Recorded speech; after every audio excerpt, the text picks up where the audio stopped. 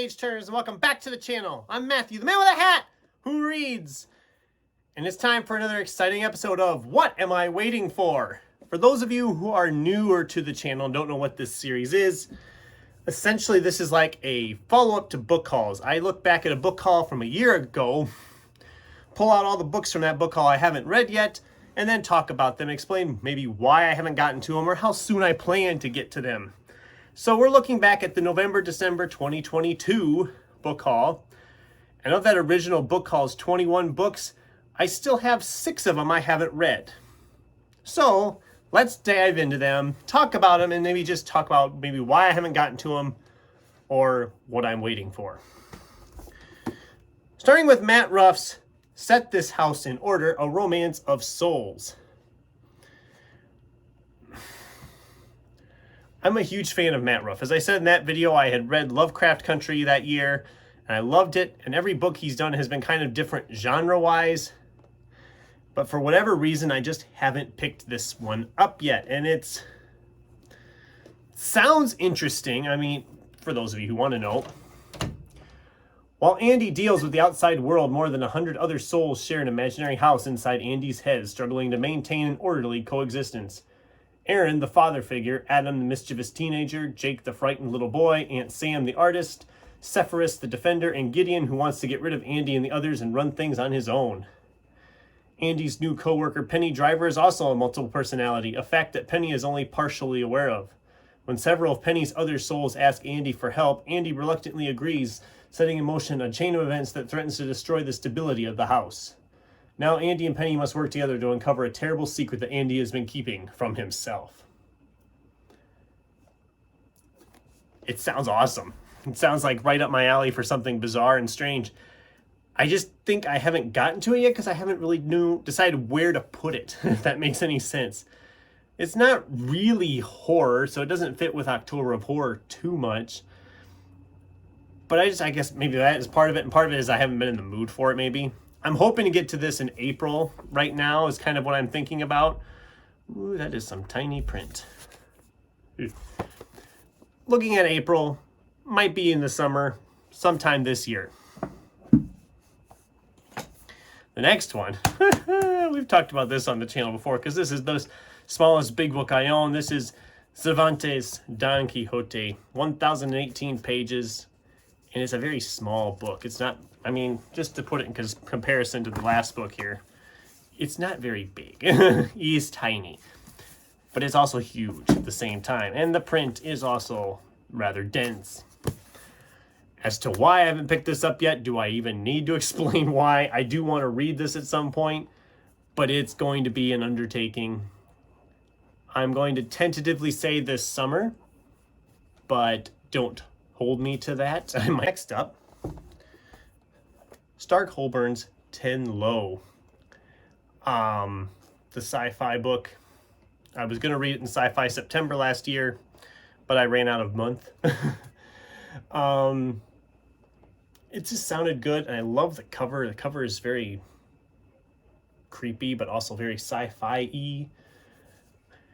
Don't know a lot about it. Still want to get to it.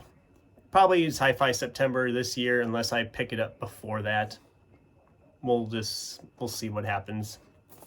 It's on the agenda, as all of these are. This is one I actually forgot about. This is Jin Yong's A Hero Born. And when I see it in the video, I'm like, oh yeah, I did pick that up, and I never did go around to reading it. And I'll be honest, ooh, that's kind of cool. I'll be honest, I still don't know when I'm going to pick this up and read it. It's a sweeping family saga and kung fu epic that spans through the centuries in China, from its earliest empires to the reign of Genghis Khan and beyond. Oh, it's the first in a series, too. Okay, this book is a lot older than I thought it was. Apparently, it was first published in 1957, but this is an edition from 2018 in English. First time they had an English translation of it. So, shows how much research I actually did into this book before I picked it up. Someday I'll pick this one up and read it. I don't know when I will do that, but let's say summer for right now. Let's just say July, maybe we'll pick this one up, because it's been sitting here. And my goal is this year to actually get through some of these books I've had sitting here for a while. So we got 2 more here. This one, this is Robert McCammon's Boy's Life. This is a hardcover first edition. I want to read Robert McCammon. I've heard multiple channels talking about how great Robert McCammon is. And I've heard a lot of people saying Boy's Life and Swan Song are his best. I just haven't taken the time to actually work on it. It's been one of those, again, it just kind of sits there and I'm like, oh yeah, I have that. I'll read it sometime, and I never do. So I'm going to say October. I mean, it isn't, is it horror? It's kind of horror, isn't it? Murder, tortured souls. 106-year-old black woman named the lady, conjures snakes, corpses, killers, sanity. Yeah, okay, it'll work for October of Horror. And it has like a fall theme, it looks like, with the leaves up in the corner of the page covers there, the cover there. So October of Horror, we'll tackle this one. Like I said, it's just been one of those books that just kind of sits here and I think, oh, I'll pick it up at some point, and then I never do. Then we have this last one. This was a Christmas gift, and I do want to read it, but I've had so much other fantasy I've been trying to tackle also that I just kind of keep putting it off. But it's Terry Goodkind's Wizard's First Rule. It's a thick boy, 800 and some pages. I would say I'm going to tackle this in Fantasy February, but I already have my Fantasy February TBR made out with some other sizable fantasy books on there that have been in my stacks longer. So maybe later this year, if I'm in the mood to pick up another chunky fantasy novel. Maybe, I don't know. We'll say later this year. Maybe this summer we can tackle this thing. So yeah, 6 books from my TBR that I haven't gotten to yet, that I've had sitting here for over a year now. And like I said, I'm trying to thin them out.